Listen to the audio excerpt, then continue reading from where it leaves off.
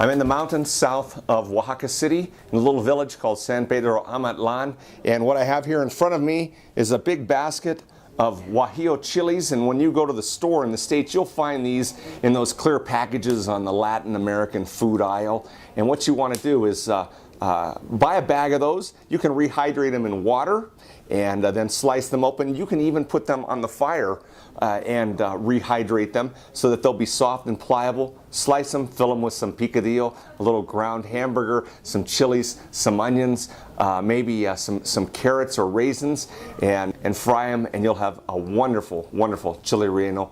Dried Guajillo chilies.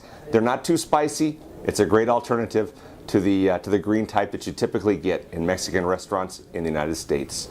Dave Miller, the Multicultural Cooking Network here in San Pedro Amatlan.